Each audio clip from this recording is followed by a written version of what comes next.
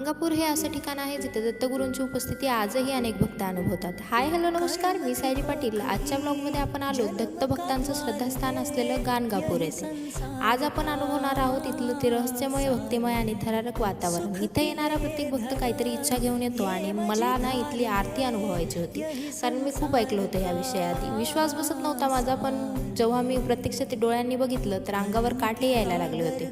दिगंबरा दिगंबरा हा गजर सुरू होता, संपूर्ण मंदिर दणाणून गेलं. त्या क्षणी वातावरण पूर्णपणे बदललं होतं. काही लोक जोरात ओरडत होते, काही रडत होते, तर काही भक्त मंदिरातील खांबांना धरून उभे राहत होते. त्यावर त्यांच्या हालचाली खूप वेगळ्या होत्या. हे सगळं पाहताना मनात भीती आणि आश्चर्य दोन्ही भावना होत्या.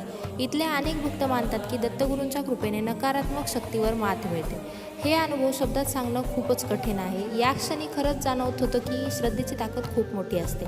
आजचा हा अनुभव मला आयुष्यभर लक्षात राहण्यासारखा आहे. गाणगापूरची कथा ही फक्त एक मंदिराची कथा नाही, तर ती आहे एक दत्तगुरूंच्या चमत्कारांची आणि भक्तांवरील कृपेची गोष्ट. असं मानलं जातं की नरसिंहा सरस्वती हे भगवान दत्तांचे दुसरे अवतार होते. ते संपूर्ण भारतभर फिरून लोकांना धर्मशक्ती आणि चांगल्या जीवनाचा मार्ग दाखवत होते.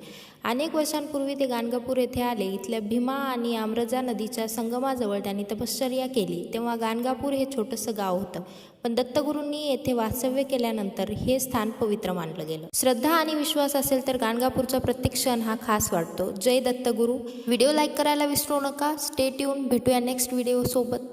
बाय.